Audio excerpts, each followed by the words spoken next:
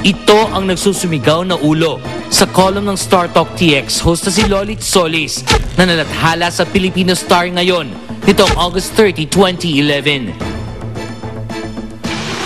Ibinatay ni Solis ang umano'y iligal na negosyo ni Ginang Beth Jones, ina ng aktres at ngayon Laguna Board member na si Angelica. Sa kwento ng ilang mga tauhang dating nangangamuhan sa mag-ina, bagay na ayon sa mag-ina ay pakanaumano ng mga kalaban nila sa politika. Sa kanyang privilege speech, sinabi ng aktres politiko, and we quote, "Ang inyo pong lingkod ay inanyayahan ng Showbiz Central program noong 28 ng Agosto 2011 upang sagutin ang mga paratang ng aking dating personal assistant o katulong na si Nikki, ang aking driver na si PJ Belen. Ako po ay inakusahan sa di pagpapasweldo ng mga nabanggit na empleyado. Noong pong buwan ng Agosto, ang inyo pong lingkod ay nagtungo sa Misamis Oriental kaugnay sa aking tungkulin. Bago po umalis ang inyong lingkod, ako po ay naghabilin ng sapat na halaga sa aking mga pinagkakatiwalaan upang maibigay ang sahod ng aking mga tauhan. Si PJ at Nikki ay dumulog sa media ng buong tapang na hinarap ang VTR interview sa Showbiz Central. Doon ay binabanggit muli nila ang di pagpapasweldo at si PJ naman ang isang issue na grave threat o akin daw pagbabanta sa kanyang buhay. Wala po sa bokabularyo ni Angelica Jones Alarva ang mga salitang pagbabanta, pagpapatay, panamantala sa kapwa at pagnanakaw. Anto.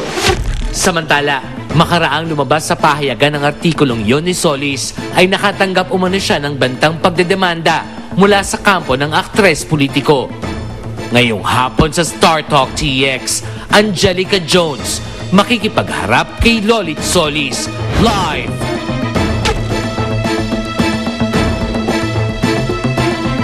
Mga kaibigan, hindi lang po magkaharap, magkatabi pa sila. At nais naming i-welcome kayo dito, Mami Beth. At, tumataba ka, ha? Angelica, punong-puno ng laman. Yan ba, siguradong ikaw yan? Okay. Huwag na natin patagalin to. Nandito si Lolit para rumiak, kung kailangan rumiak. Totoo bang kayo nagbebenta ng laman, ng tuko? Yes, good afternoon po, Tito Joey, kay Nanay Lolit, of course, lahat po ng nanonood ng Star Talk. Gusto ko po linawin na hindi po totoo dahil before po ay nag-aalaga ng tuko si Mama, pero nung nalaman niya na illegal pala ito, pinakulan niya yung mga tuko. Yun po ang totoo. Ibig sabihin, meron kayo, Mami, talagang as pets o papano? Una, magandang hapon at napakaganda ng inyong inilabas, parehas. So, gusto ko lang pong una sagutin yung sinasabi na napanood ko sa ibang nag-aalaga ako ng tuko, bumibili ako ng tuko, milyon-milyon ang aking kinita sa tuko. Gusto ko pong i-clear, hindi po ako nagbenta ng tuko kahit isang pera. Dahil kung ako'y nagbenta ng tuko at milyon-milyon, ay marahil may papresko na ako, lahat may pera ako, lahat may bibigay ko sa tao. Wala nga akong pera, nagbibigay ako, yung pang ako'y kumita ng milyon. Pero bakit yun ang sinabi nung nyo? Yung dalawang tao. Marahil kaya sinabi ng dalawang taong yon. Actually ngayon, iniimbestigahan na sila.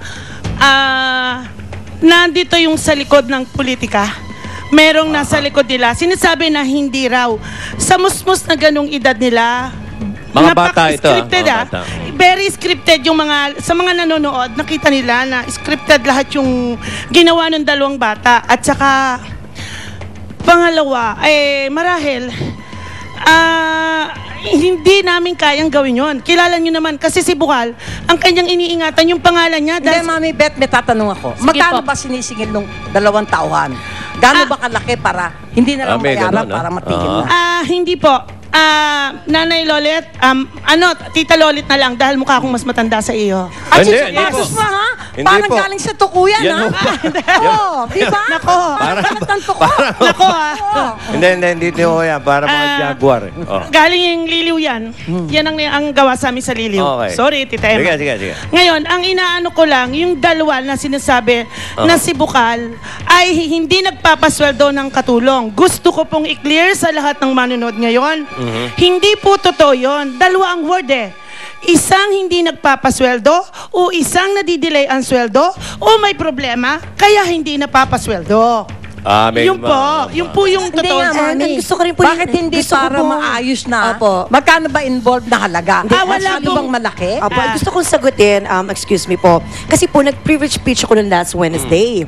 Nag-react po yung mga board members ng Laguna at nagagalit doon sa inilabas ng nakaraang linggo dahil, kat pumunta kayo sa Sangguniang Panlalawigan, 3 months pa po hindi nakakasweldo ang staff ng mga bukal. Dahil ito ay may sinusunod Kayo yun. na policy sa government po. Ito po'y dumadaan sa treasurer, dumadaan sa COA, pumipirma ang vice governor. Hindi basta nag-release ng pondo ng panlalawigan. Kaya naman bilang isang artista, naawa ko sa mga tao ko, ako muna nag-abuno, ako muna nagbigay ng sweldo na galing sa bulsa ko, hindi sa government. Dapat nga tutuusin ay dapat pasalamatan ho ako eh. Imbes na ako'y sirain. Kaya naman, doon sa privilege speech ko po na last Wednesday, alam ko kung sino ang nasa likuran nila Okay, sabi niyo, para Mami, sirain ako. scripted. Binanggit mo yung word na scripted. Sino ang director nito? Palagay niyo. Pakiwari ko kalaban sa politika kasi hindi nila matanggap ng isang Angelica na ano ba magagawa niyan? Artista lang yan. Sa loob ng 100 days, marami siyang nagawa na naipakita at sinuportahan din naman ng mga senador. Kaya parang hindi nila matanggap na kasi kung tutuusin, napakaaga pa ng politika eh. At saka pangalawa, Joey, hindi naman kami politikong tao eh. Si Bukal ay 14 years old. Alam niyo yan. At tumulong ka rin naman sa akin, Manay Lolet, noong mga panahon Teka muna, Mami. Nasisilaw ako sa singsing mo, Hindi kaya galing yan sa pinagbentahan ng tuko? Kung mayroon, sigurado. Bakit ganyan? Hindi. Ang nakalaki. Linawin na natin, Mami. Alam niyo, Kasi- kung Yan, milyon-milyon po Angelica, kinikita po dahil- namin sa Tuko, eh di sana po wala nang magpapamedya dahil sa sweldong yan. Yes, at saka po, gusto ko munang i-clear kaya Joey. Gusto kong i-clear, wala pong utang si Bukal dito sa dalawang bata. Unang-una po ay meron pa silang balanse na 100 pesos. Actually, kung May sinabi balanse lang nyo, pa. dinala ko yung resibo dahil pinakita ko ito sa isang network eh. Dito sa, hindi ko natutukuyin kasi kakampi din naman. Hindi nila ikinlose up eh. Hindi nila ipinakita sa office ni Bukal. Kasi bawat kuha ng tao, may perma yan eh. So, almost 100 pesos lang. At kung nanonood ngayon si Chairman Hanunilo ng San Gabriel sa satellite okay, office okay. namin, nung sinasabing may bumulong na sa amin na, naku, ang katulong nyo, binayaran.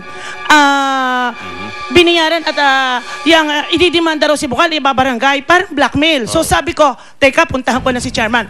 On the spot, nag-iwan ako. Alam niya ng mga taga San Gabriel, hawak ko po ang resibo. 10,000 ang iniwan ko, pero ang sabi ni Chairman, masyado namang malaki.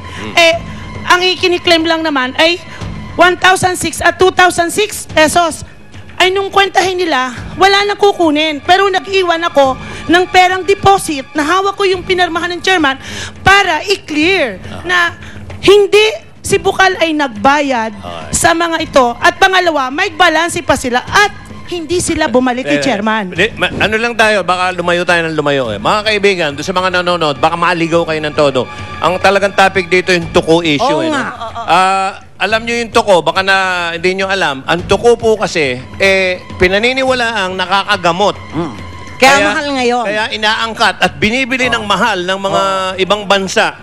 At dahil marami raw sa Pilipinas yan, yung iba nga nag-aalaga talaga yan, nagpaparami. Kaya yun ang pinag-uusapan natin. Bala ko nga, Mami. Magdala ng tuko, tatanungin ko talaga eh. Hindi. Baka talaga nagbibenta ka ng tuko. Alam mo, sino man ang makapagpunta sa iyo at sinabing ako'y nakapagbenta sa kanilang tuko at nagkamera ako, nagkapera ako ng milyon-milyon. Unang-una na, isusuporta ko kay Bukal kasi si Bukal, said ang pera sa pamimigay sa 3rd District, kaya ganun siya kabango. Okay, hindi. Malinawin na natin, Lolit. Kung hindi yun ang negosyo nyo, yung pagbebenta ng tuko, ano po bang negosyo nyo? Maitanong lang namin. Ang aking- Ba't malinaw sa marami kanila. kang pera? Ba't may mga brilyante ka, Oo, Mami? ang lalaki. Hoy, sa show, ano yan, mga kinita na ng mga panahong nagpo-produce ng Baka concert. meron ka illegal na ginagawa. Ano Wala. ang negosyo At saka mo, Mami? ipakulong mo na ako, Manay Lolit, kung ako ay merong illegal na ginagawa. Pangalawa, unang-una, Hindi, sandali. May letter B ka dyan. Hindi kaya bayawak ang ano nyo?